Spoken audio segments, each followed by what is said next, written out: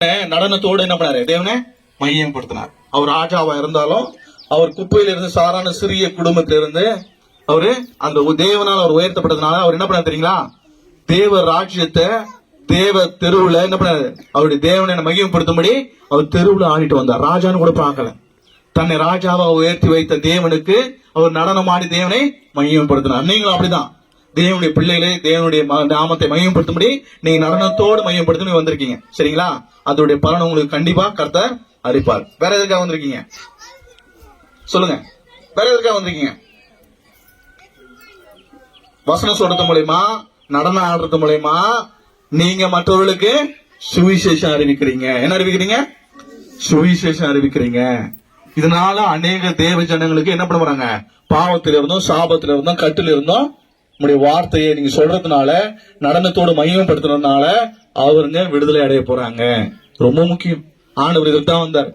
ஆண்டவர் தேவனுடைய வார்த்தையும் அநேக க்ஷணங்கள் வெறுமையாய் தன்னிடத்தில் ஒரு வெறுமையாய் போகக்கூடாது என்பதற்காகவும் அநேகருடைய பாவங்களை அக்கிரமங்களை அவர் விடுதலை என்ன பண்ணாரு? தொட்டு சுகமாக்குனாரு, வார்த்தையில சுகமாக்குனாரு. அவர் போகும்போது என்ன பண்ணாங்க? அவரிடத்துல இருந்து வல்லமை புறப்பட்டதை நம்ம பார்க்கிறோம்.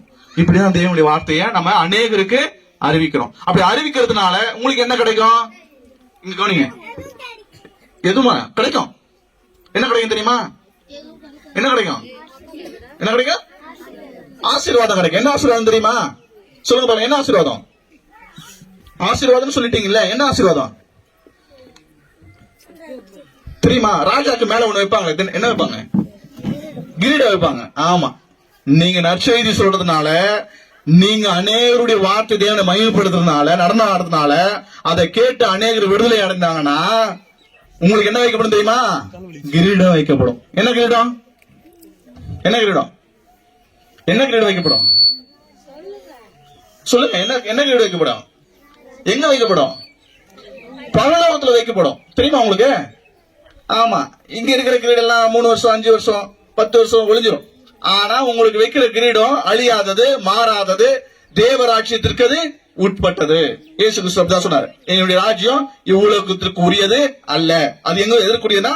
பரலோக ராஜ்யத்துக்கு உரியது. அதுபோலதான் நீங்க பூமியில செய்த நன்மைகள், சுவிசேஷம், நடனம், தேவனை மேம்படுத்த காரியங்கள் எல்லாம் அதை கேட்டு பார்த்து விடுதலை அடைகிறதுனால அநேக ஜனங்கள் உங்களுக்கு பரலோகத்துடைய ராஜ்யத்துல ஒரு பங்கு இருக்கிறது.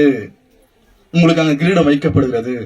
நீங்க சாதாரண விஷயத்த செய்யல, தெரியுங்களா? பணம் கொடுக்குறாங்க, நிறைய பேர் சாப்பாடு கொடுக்குறாங்க. அதெல்லாம் ஒரு வேலைக்கு ஒரு நாளைக்கு தான். ட்ரெஸ் இருக்கிறவங்க தான் போட முடியும், கிழிஞ்சிச்சுன்னா போட முடியாது. சாப்பாடு பசிச்சா சாப்பிட முடியும், அதுக்கப்புறம் கொடுக்க முடியாது, டெய்லி அவங்களுக்கு கொடுக்க முடியாது.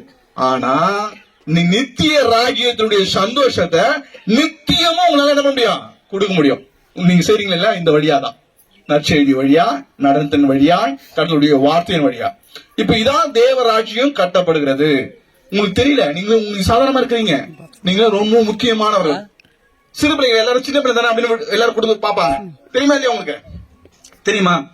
சின்ன பிள்ளை தானே, விட்டுருப்பா, அவனுக்கு என்ன மதிக்க மாட்டாங்க, கனம் பண்ண மாட்டாங்க, அவ்வளவுதானே.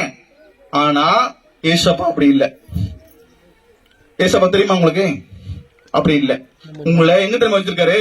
எங்களை போன்ற பெரியவர்களுக்கு உங்களை என்ன பண்ணி வச்சிருக்கா? சாட்சியா வச்சிருக்க. தெரியுமா உங்களுக்கு? வேதத்துல படிச்சிருக்கீங்களா? படிச்சிருக்கீங்களா இல்லையா? படிக்கலாமா? ஒரே ஒரு வார்த்தை படிக்கலாமா? மத்திய நற்செய்தி நூல் எடுங்க, 18வது அதிகாரம் 1-6 வார்த்தைகளை படிங்க. நீங்க எவ்வளவு முக்கியமானவர்கள். நீங்க செய்கின்ற காரியத்தினாலே உங்களை பார்த்து நான் மாற வேண்டும் என்று கர்த்தர் உங்களை அபிஷேகம் பண்ணி வைத்திருக்கிறார். உங்களை முக்கியத்துவப்படுத்தி வைக்கிறார். நீங்க சாதாரண ஆள் இல்லை. வாசிங்க, மத்திய நற்செய்தி நூல்ல 18வது அதிகாரம் முதல் வார்த்தையாராவது வாசிங்க. மைக்ல வாசிங்க பிரதர். சாலமன் கொடுங்க, அவங்க கொடுப்பாங்க, மெசேஜ் கொடுப்பாங்க. நீங்க என்ன மெசேஜ் கொடுக்குறோம்? நான் பிள்ளைங்களோட முக்கியத்துவத்தை படிக்கிறேன். ஒரே ஒரு வார்த்தை மட்டும் வாசி. அவ்வேளையிலே சாலமன் பிரதர் வாசிங்க. 2 பேர் யாராவது வாசி. மத்தேயு 18வது அதிகாரம். அவ்வேளையிலே சீஷர்கள் இயேசுவினிடத்தில் வந்து, ஏசாப்பாடத்துல வராங்க. யார் வருது? ஏசாப்பாட 12 சீடர்கள் வராங்க. சீடர்கள் வந்து பரலோக ராஜ்யத்தில் எவன் பெரியவனாய் இருப்பான் என்று கேட்டார்கள். பாருங்க, ஏசப்பா பார்த்து ஒரு கேள்வி கேக்குறாங்க. என்ன கேள்வி தெரியுமா? வந்து கேக்குறாங்க, என்ன கேள்வி தெரியுமா? பரலோக ராஜ்யத்துல யார் பெரியவனா இருப்பான்னு கேக்குறாங்க. வாசிங்க. இயேசு ஒரு பிள்ளையை தம்மிடத்தில். இப்ப யார கூப்பிடுறது தெரியுமா? ஒரு பிள்ளைய. இங்க வாடா. இருக்குது ரொம்ப கம்மியா வாடா.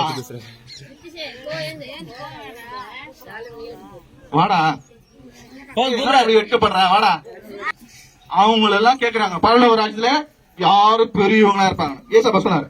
உடனே ஒரு சிறு பிள்ளையை கூப்பிட்டு, இந்த பிள்ளை தான் நிறுத்திட்டார். குழந்தைய நிறுத்திட்டு வாசிங்க பிறகு. அதை அவர்கள் நடுவே நிறுத்தி. பாருங்க, நானும் நிறுத்திட்டேன்.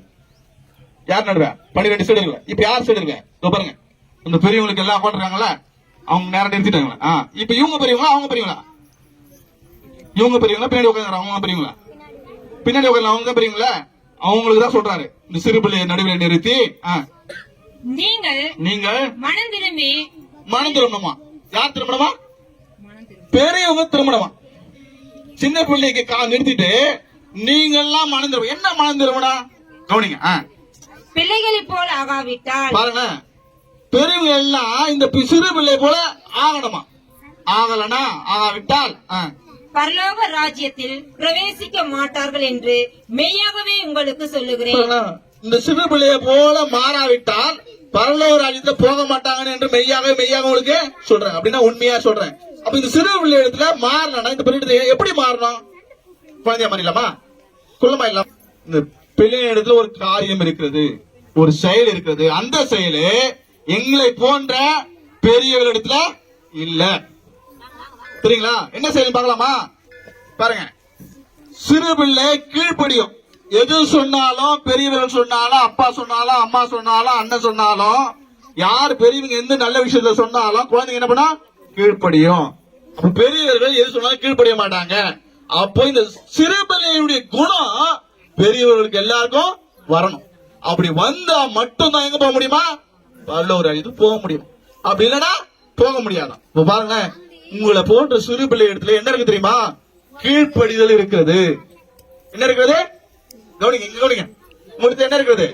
மாபெரும் செயல் இருக்கிறது. தேவனுக்கு பிடித்த விசேஷமான ஒரு செயல் இருக்கிறது. அது என்ன செயல் கேட்டா, கீழ்ப்படுகிற செயல். இந்த கீழ்ப்படுகிற செயல் பெரியவர்கள் எங்களிடத்துல இல்லாததுனால இந்த பிள்ளையை போல நாங்க மாறினா மட்டும்தான் எங்க போக முடியும்? பரலோக ராஜ்யம். அப்ப பாருங்க, எங்களுக்கு எடுத்துக்காட்டா வைத்திருக்கிறது யார் தெரியுமா? உங்களுதான். அப்ப நீங்க எவ்வளவு முக்கியம் தெரியுமா? எவ்வளவு விசேஷமானவர்கள் தெரியுமா? உங்களை போல நாங்க மாறணும். சரிங்களா? ஓகே. இந்த பிள்ளையை போல மாறணும். இந்த பிள்ளையை போல மாறினா குள்ளமாகிறது இல்ல, குழந்தை ஆகிறது இல்ல. இந்த பிள்ளைக்குரிய கீழ்ப்படுத்திய செயல் எங்களுக்கு வந்தா மட்டும்தான் நாங்க எங்க போக முடியும்? பரலோக ராஜ்யத்துக்கு தகுதியுடையவளாய் மாற முடியும். விளங்குதா? எவ்வளவு முக்கியம் பாருங்க. இப்படி முக்கியமா இல்லையா? இந்த பாப்பா முக்கியமா இல்லையா? சொல்லுங்க. முக்கியமா இல்லையா? நீ முக்கியம் தானே. ஏசப்பாக்கு யார் முக்கியப்பா? நீங்க தான் முக்கியம். உங்க செயல் தான் முக்கியம். அது போலதான். சரிங்களா? அப்ப பாருங்க, நீங்க சாதாரணமா நினைச்சுக்காதீங்க. நீங்க எதை கேட்டாலும், ஏசப்பா என்னை காப்பாத்துங்க, என்னை வழி நடத்துங்க, என்னை ஆசீர்வதிங்க, எனக்கு ஞானத்தை கொடுங்க, எனக்கு புத்தியை கொடுங்க, எனக்கு அறிவு கொடுங்க, எனக்கு படிப்பை கொடுங்க, உமக்கு கீழ்ப்படினோம் அப்படின்னு கேட்டீங்கன்னா கண்டிப்பா இயேசு கிறிஸ்துக்குள்ள அது நடக்கும். அது மாத்திரம் இல்ல, எங்க அப்பாவை ரட்சிங்க, எங்க அப்பாவை காப்பாற்றுங்க, எங்க அம்மாவை ரட்சிங்க, எங்க அம்மாவை காப்பாற்றுங்க, அவங்களுக்கு விடுதலை கொடுங்க, சாபத்துல இருந்து கொடுங்க, விடுதலை கொடுங்க, பாவத்துல இருந்து விடுதலை கொடுங்க, அடிமைதனத்துல விடுதலை கொடுங்க, எங்களை ஆசீர்வதிங்க அப்படி சொன்னீங்கன்னா கண்டிப்பா ஏசப்பா என்ன பண்ணுவாரு? கேட்பா. சரிங்களா? ஜெபம் பண்ணீங்களா? உங்களுக்கு ஜெபம் பண்ணீங்களா? கண்டிப்பா நீங்க ஜெபம் பண்ணணும். அப்ப நீங்க ரொம்ப தேவனுக்கு பிடிச்ச பிள்ளை, ரொம்ப முக்கியமானவர்கள். மற்ற நற்செய்திய சகோதர சகோதரி வந்து என்ன பண்ணுவாங்க? சொல்லுங்க, அறிவிப்பாங்க. சரிங்களா? இயேசு நாமத்தில் பிதாவே, ஆமென். அல்லேலூயா சொல்லுங்க. அல்லேலூயா சொல்லுங்க. ஆண்டவராகிய இயேசுவே, அவரை நம்ம பாக்குறதுக்கோ, அவர் நடனம் ஆடியும் நம்ம வார்த்தையாக அவரை சொல்றதுக்கு, அவருடைய நாமத்தை மகிமைப்படுத்துறதுக்காக நாம வந்திருக்கிறோம். அப்ப இந்த சிறு பிள்ளைகளை தான் தேவன் என்ன பண்றாரு? விரும்புறாரு. பெரியவங்கள தேவன் விரும்பல. இந்த சிறு பிள்ளைகளை மாறணும் அவரை போல அப்படின்னு சகோதரர் மெசேஜ் எடுத்து, இந்த சிறு பிள்ளைகளை போல இந்த பெரியவங்க எல்லாம் மாறணும் அப்படின்றாரு. அப்ப இந்த சிறு பிள்ளைங்க கிட்ட, அவங்க கிட்ட கோபம், தர்க்கம், எதையும் யோசிக்க, மத்தவங்களை கெடுதல் பண்றது, இந்த குணங்கள் எல்லாம் இருக்காது. பெரியவங்க ஒரு பிளான் பண்ணி செய்யலாம். பெரியவங்க பிளான் பண்ணி இப்படி பண்ணணும் அப்படி பண்ணணும் நம்ம யோசிக்க முடியும். ஆனா இந்த சிறு பிள்ளைங்க கிட்ட எந்த ஒரு காரியமும் இருக்காதுன்றதுனாலதான் இயேசு கிறிஸ்து என்ன சொல்றாரு, இந்த சிறு பிள்ளைகளை எடுத்துட்டு வர இடம் கொடுங்க, அவங்கள தடை செய்ய கூடாது. அப்போ நம்ம யாருடைய தேவனுடைய வார்த்தை தான் முதலாவது. உன் தாயும் உன் தகப்பனையும் கனம் பண்ணுவாயாக அப்படின்னு சொல்றாரு. யாரெல்லாம் நம்ம தாய் தகப்பனுக்கும் எப்பவுமே கீழ்படுகிறவங்களா இருக்கிறோம்? அம்மா தானே சொல்றாங்க, கேட்டு போயினே இருப்போம். சொல்றோமா? போமா, அப்புறம் பாத்துக்கலாம்.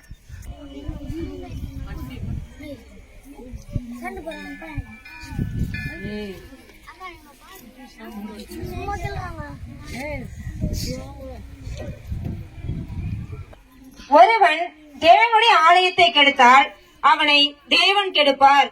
தேவனுடைய ஆலயம் பரிசுத்தமா இருக்கிறது, நீங்களே அந்த ஆலயம்.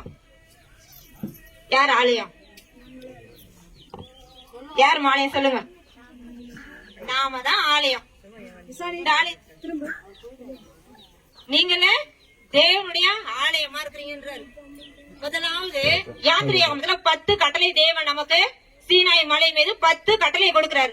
இந்த 10 கட்டளை முதலாவது கட்டளை எது?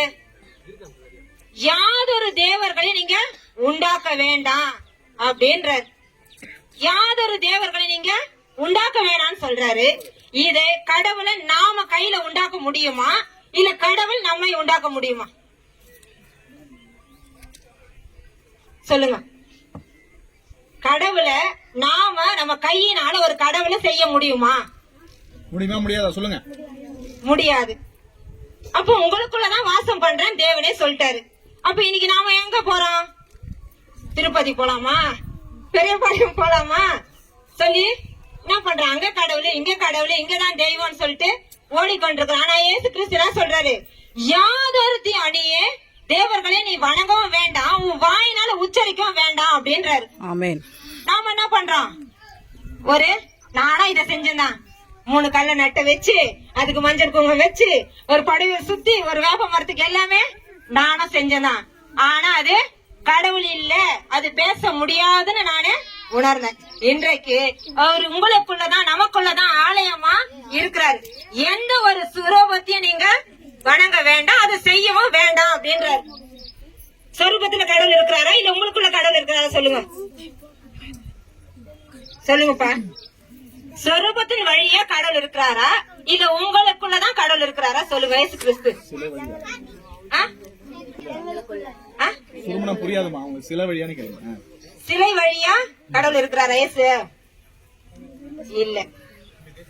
அப்போ இயேசு கிறிஸ்து உங்கள் இருதயத்துலதான் வாசம் பண்றாரு. எங்கேயும் கடவுள் வெளியில இருக்கிறாருன்னு யாருமே தேடாதீங்க.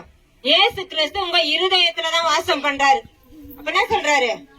உங்க பணத்தை கேட்கல, உங்க நகையை கேட்கல, உங்க உடமைய எதையும் அவர் கேட்கல, உங்க உள்ளத்தை மட்டும் தான் கேட்கிறாரு. இயேசு இயேசு பணம் கேட்கிறாரு. அவருக்கு பணம் தேவையா? பணம் தேவையில்லை. இயேசுக்கு நகை தேவையா? நகையும் தேவையில்லை. அப்ப எதுவுமே அவருக்கு தேவையில்லை. அப்ப என்னதான் தேவை இயேசுக்கு? உங்க இருதயத்தை மட்டும் தான் தேவன் அங்க கேக்குறாரு. அந்த இருதயத்துலதான் தேவன் வாசம் பண்றாரு. வெளியில எங்கேயும் தேடாதீங்க இயேசுவ. அவரு வெளியில எங்கேயும் இயேசு இவருதான் இயேசு அப்படின்னு சொல்லி எங்கேயும் தேடாதீங்க. உங்க இருதயத்துலதான் தேவன் வாசம் பண்றாரு. உங்க பணத்தையோ உங்க வீட்டையோ உங்க நகையோ உங்க பொண்ணையோ பொருளையோ எதையுமே தேவன் கேட்கல. உங்க இருதயத்துலதான் வாசம் பண்றாரு.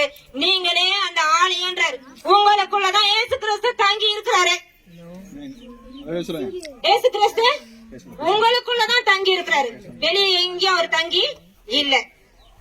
அப்ப என்ன பண்றாரு? இன்னொன்னு என்ன சொல்றாருன்னா, வார்த்தையா பேசுறேன் அப்படின்றாரு. இன்றைக்கு வார்த்தையா தானே சொல்றாரு. நீங்களே அந்த ஆலயம் உங்களுக்குள்ளதான் நான் வாசம் பண்றேன். நம்புவோமா? வேத வார்த்தை சொல்றதை நம்ம நம்புவோமா? சொல்லுங்க.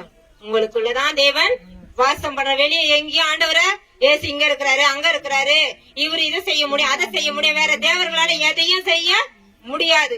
ஆண்டவராக இயேசு கிறிஸ்து உங்களுக்கு படிப்பையும் ஞானத்தையும் அறிவையும் கொடுக்கறது.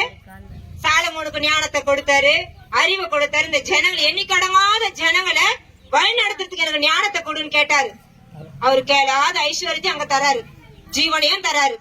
அதனால நாம ஆண்டவராகிய இயேசு கிறிஸ்து கேட்டா மட்டும்தான் நமக்கு அவரு தான் பேசுகிற தேவன். எப்படி பேசுறாருன்னா இந்த வார்த்தையோட தான் நம்மளோட பேசுறாரு. யோவான் 1:1 சொல்றாரு பாருங்க. ஆதியிலே வார்த்தை இருந்தது, அந்த வார்த்தை தேவனிடத்தில் இருந்தது, அந்த வார்த்தை தேவனாய் இருந்தது.